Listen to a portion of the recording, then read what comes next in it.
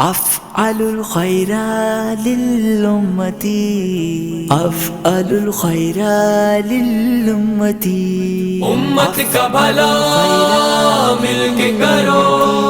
امت کا بھلا مل کے کرو، امت کا وہ شخصیت کسی تعارف کی محتاج نہیں۔ اگر یوں کہا جائے کہ وہ ایک شخصیت نہیں بلکہ پورا ایک ادارہ ہے تو شاید غلط نہ ہوگا۔ ایک کارکن کی حیثیت سے لیجئے تو وہ ایک بھرپور ہمہ جہت شخصیت نظر آتے ہیں۔ ایک منظم کی حیثیت سے لیجئے تو وہاں ان کا اپنا ایک انداز نرالا نظر آتا ہے، اور اگر ایک بانی اور سرپرست اعلیٰ کی حیثیت سے لیجئے تو وہاں ان کی شخصیت کا ایک نیا پہلو نظر آتا ہے۔ جی ہاں، بالکل میری مراد سید صابری صاحب سے، جو ہماری دعوت پہ یہاں تشریف لائے، جنرل سیکریٹری ہیں حنفی عالمگیر مسجد ٹرسٹ کے اور بانی ہیں جامع سلیم و مدرسہ حنفی رضویہ عالمگیر مسجد عالمگیر اسکول، اور ابھی حال ہی میں حنفیہ عالمگیر سرد خانے کا بھی انہوں نے افتتاح کیا۔ 38 سال سے یہ اپنی خدمات اس حوالے سے انجام دے رہے ہیں۔ میں ملتمس ہوں ان سے کہ سعید خان صابری صاحب، آپ کی آمد کا شکریہ، آپ تشریف لائے یہاں۔ آپ سے میں یہ پوچھنا چاہتا ہوں کہ بڑی 11ویں شریف کے حوالے سے آپ کئی عرصے سے تشریف لا رہے ہیں، تو آپ اس پروگرام کو مختلف نوعیتوں کے اعتبار سے کس طرح دیکھتے ہیں؟ الصلاۃ والسلام علیک یا رسول اللہ، الصلاۃ والسلام علیک یا حبیب اللہ۔ میں اس 11ویں شریف کے اندر عرصہ دراز سے آتا ہوں، جب یہ گلی کے اندر ہوا کرتی، اور میں جب پہلی مرتبہ اس 11ویں شریف میں آیا تو کیفیت یہ تھی کہ میں اسٹک لے کے چلا کرتا تھا، اور کیونکہ میرے پیروں میں تکلیف تھی جس کی وجہ سے مجھے چلنے میں مشکل ہوتی تھی، تو میں پروگرام کے اندر جو ہے کرسی پہ بیٹھ گیا۔ ہمارے نہال بابا نے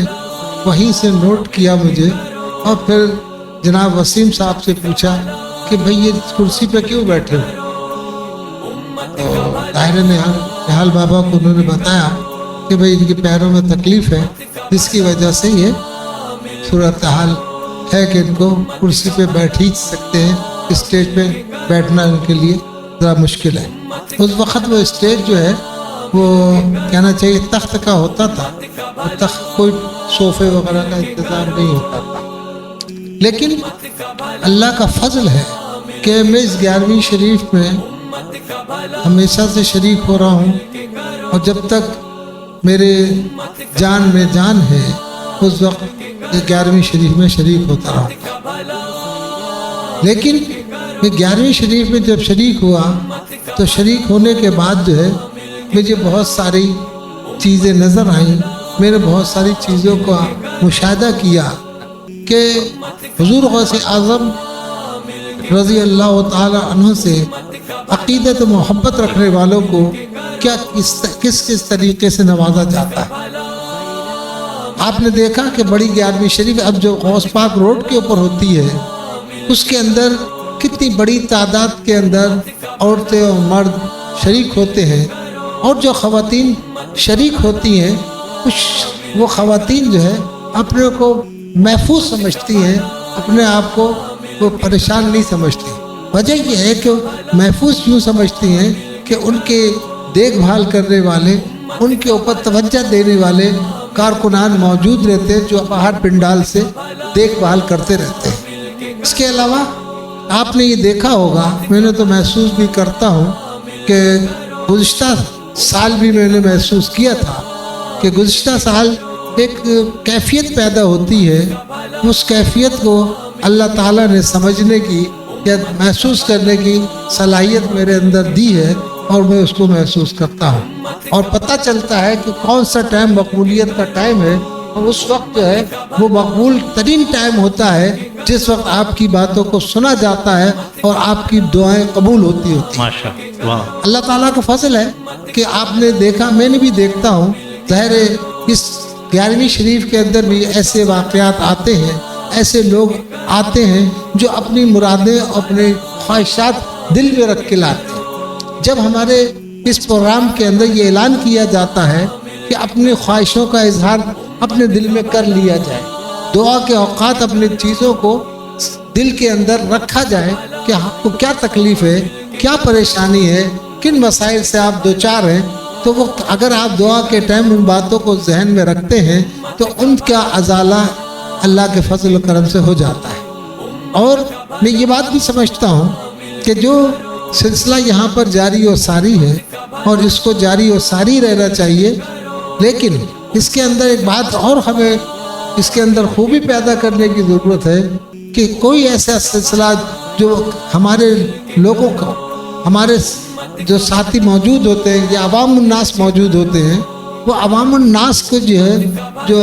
اس وقت کی کیفیت ہوتی ہے وہ چاہیے، ان کو چاہیے کہ وہ اسٹیج کی طرف ہی متوجہ رہیں، ایسا ہمتن گوش رہیں کہ ان کو جو ہے ادھر ادھر دیکھنے کی ضرورت پیش نہ آئے.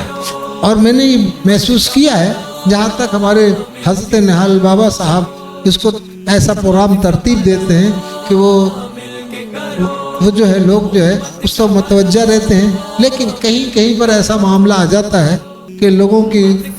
ہمتن گوشی ختم ہو جاتی ہے. میں یہ سمجھتا ہوں کہ اس مرتبہ جو ہے اس کے اندر اور بہتری لانے کی کوشش کی جائے گی، اور اللہ کے فضل و کرم سے یہ 11ویں شریف جس انداز پہ یہاں لانڈی کورنگی کے اندر منعقد ہوتی ہے، ایسی 11ویں شریف میں نے اور کہیں نہیں دیکھی ہے. پہلے بھی میں نے اس بات کا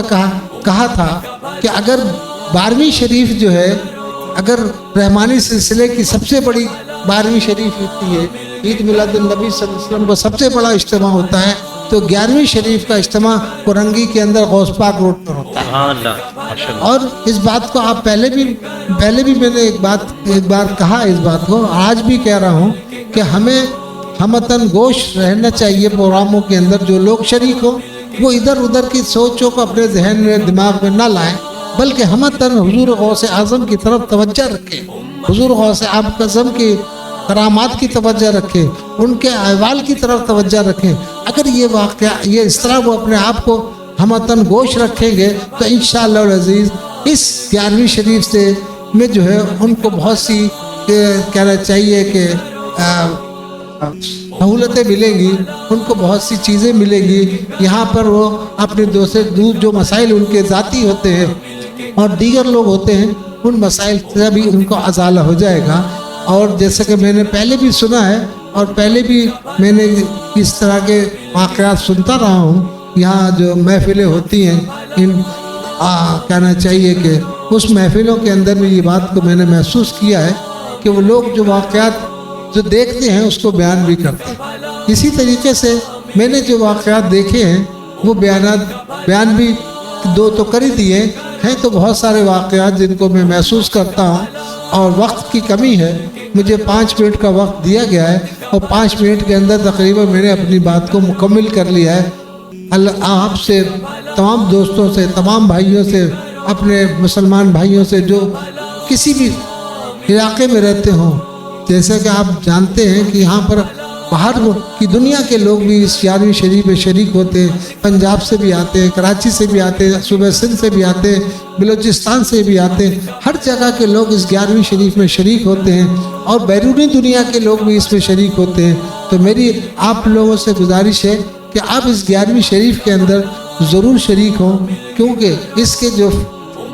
فوائد آپ کو جو حاصل ہوں گے تو آپ کو اندازہ ہوگا کیا کچھ آپ کو ملا ہے، اور روحانی طور پر بھی آپ کو تسکین ملے گی، اور انشاءاللہ العزیز آپ کو جسمانی طور پر بھی آپ کو تسکین ملے گی. اور یہ سلسلہ اپنے آپ کے اندر جاری رکھیں. جس طرح کہ ہم یہ کہتے ہیں کہ 11ویں شریف گھر کے اوپر بھی آپ بنا سکتے ہیں، آپ وہاں بھی جو ہے قرآن خوانی کر سکتے ہیں، وہاں بھی فاتحہ کی محفل سجا سکتے ہیں. تو آپ جہاں گھر کے اندر سجائیں تو وہاں اس بڑی 11ویں شریف کے اندر بھی ضرور شریک ہو. بہت بہت شکریہ. ماشاءاللہ. بہت بہت شکریہ سعید خان صاحب کا جو اپنی قیمتی آراء سے ہمیں یہاں پر بیان کر رہے تھے، اور میں سمجھتا ہوں کہ یہ ان شخصیات میں سے ایک شخصیت ہے کہ جن سے نہ صرف ہمیں فائدہ اٹھانا چاہیے بلکہ ان کی قیمتی مشوروں پر عمل بھی کرنا چاہیے۔